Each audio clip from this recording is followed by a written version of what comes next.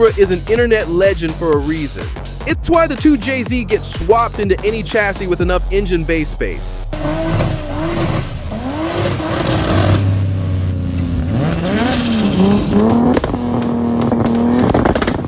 But people think it's magic. They think you just bolt on a massive turbo and pray. Like it was that easy.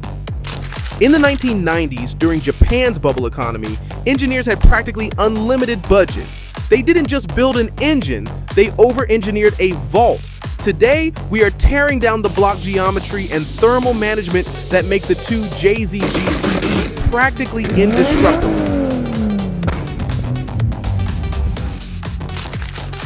The foundation of the 2JZ is heavy, dense cast iron. Modern engines use aluminum to save weight, but when you throw 30 or 40 psi of boost into a cylinder, aluminum flexes. Iron doesn't. More importantly, it's a closed deck design. In most modern engines, the cylinders are open at the top for better cooling. But in a 2JZ, the cylinders are fully supported by the block at the top deck.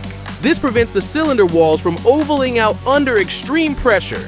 Combine that with an inline-6 geometry, which has perfect primary and secondary balance, and you eliminate the destructive high RPM vibrations that tear V engines apart.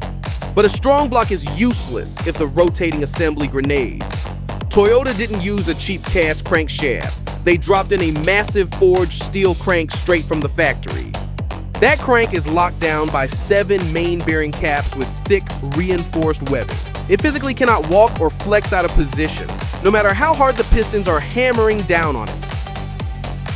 And those factory pistons, they're dished, dropping the compression ratio to a boost-friendly 8.5 to 1. That low compression is the cheat code that allows tuners to cram more forced induction into the chamber without causing premature detonation.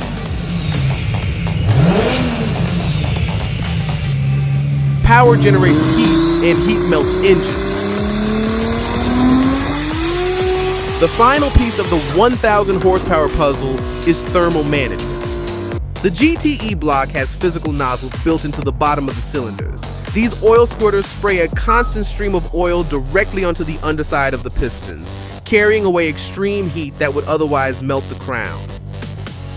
To support this, the factory oil pump flows a massive volume, enough to keep those massive main bearings lubricated, feed the oil squirters, and keep your aftermarket turbo fed without starving the system. It's not magic. It's cast iron, a closed deck, a forged crank, and aggressive thermal management. That is why the 2JZ remains the undisputed king of the streets.